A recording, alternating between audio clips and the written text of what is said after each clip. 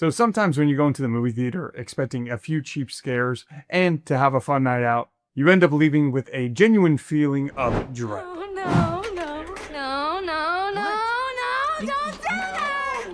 And I have to say, that's exactly what happened to me after I saw Obsession. Because this movie doesn't just scare you. It makes you uncomfortable in a way that sticks with you after the credits are finished rolling. And after watching this movie, I finally understand the rule with genies where you're not allowed to wish for love. Because seeing all the fallout of that one wish in Obsession, yeah, screw that. What makes this even crazier is that this is the feature film debut of Curry Barker, who not only directed the movie, but he wrote it and edited it as well. The film stars Michael Johnston as Bear, Indy Navarrete as Nikki, alongside with Cooper Tomlinson, and even Andy Riker in a supporting role. And I gotta say, for a cast of relatively new actors, they absolutely kill the dynamic on screen. Now, without getting into spoilers, this movie follows Bear, this awkward movie store employee who's secretly in love with his friend Nikki. And after failing yet again on telling her how he feels, he comes across this supernatural item called One Wish Willow. And he uses that to wish for Nikki to love him more than anyone else in the world. And at first, after this wish,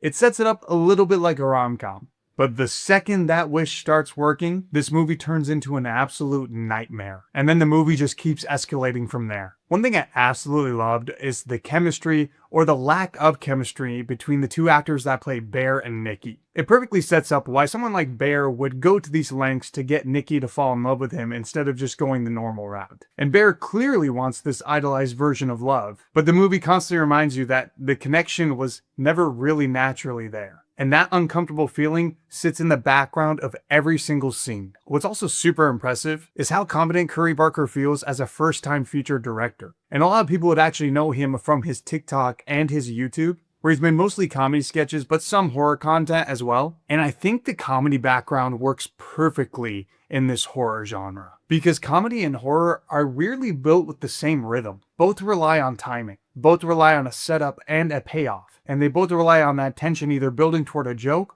or toward the next scare. And you can really feel that rhythm throughout the movie. And I think that's why directors like Curry and Jordan Peele really thrive in the horror genre. They understand pacing and the audience anticipation, and how to play against that anticipation. And you're constantly waiting for that next uncomfortable moment to happen. There even is a very hilarious cameo from Curry himself. You don't see him, but it's his voice. And it feels like it's straight out of one of his TikTok or YouTube videos. And as mentioned before, his longtime collaborator and co-creator Cooper is a star in this film, and he plays Ian, Bear's best friend.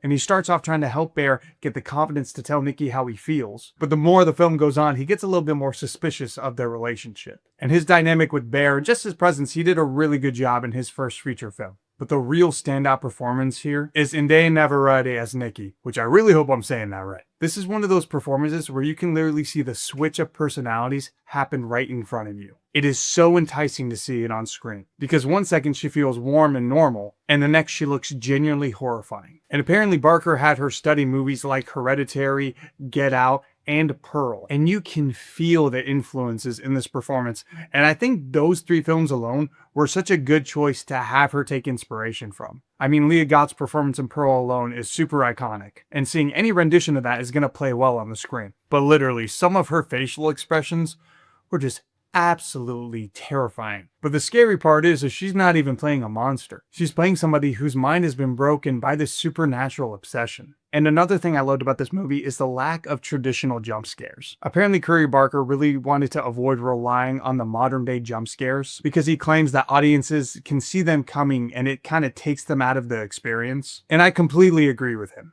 Instead, this movie focuses on building these awkward scenes and these cringe-worthy scenes. Moments you just tense up in your seat, imagining yourself in that scenario and being like, oh my god, I can't. All this while the characters around them are just having to deal with this scenario. I think that's a great way to approach some of these moments. And then you combine this with the camera work and the cinematography. And I think this comes from just his social media experience, but some of these edits and the sound work are just phenomenal. And there's one specific scene that takes place in a car with certain framing. And don't worry, no spoilers, but that moment sticks with you. And just the way it's set up, you immediately feel nervous. Like you know something's bad coming, but you don't know what it is. And if you've seen the movie, put a comment down below on your reaction to that scene.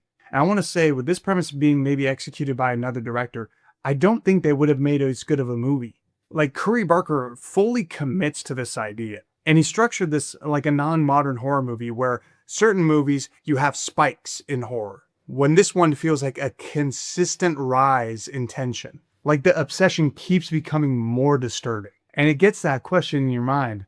How far would you go for love? And if that love isn't genuine, can it ever actually fulfill you? And if you have any question in your mind at all, I highly recommend seeing this in the theater. Like, you need to experience this sound design in a full surround sound auditorium. Like, the cinematography and the sounds are like characters themselves, and they play a huge part in this movie. And also, just being around a crowd and seeing this in a full theater, it adds to the experience. But Curry Barker has really set himself up nicely here. Unlike someone like Jordan Peele, whose horror debut kind of leaned on mystery and twists, Curry's style feels more emotionally uncomfortable and character-driven. And I think he's left the door open to himself to really direct any genre after this. He can do another horror or a dark comedy or even like a thriller. I could genuinely see him doing all of it. And after this movie, I'm really excited to see what he creates next. But speaking of creating, if you don't know me, my name is Ben James, and it would seriously mean a lot to me if you guys subscribe to this channel. It generally helps support the videos and lets me keep pushing out movie and TV content like this on a weekly basis. And I want to say a huge thank you to everybody who's already joined the community. But what did you all think of Obsession? Have you seen it yet? Did it disturb you as much as it disturbed me? Let me know in the comments below. And if you enjoyed this review, make sure to leave a like because it seriously helps push this content to more people. And I gotta say, I really think Obsession is gonna become a horror staple for this generation. Not just because it's disturbing, but because it shows creators are still willing to experiment and get uncomfortable with this horror genre. And movies like this are exactly what keep the horror genre exciting. But that is gonna be it for me, you guys. Thank you all so much for watching, and I will catch you all in the next video. Peace!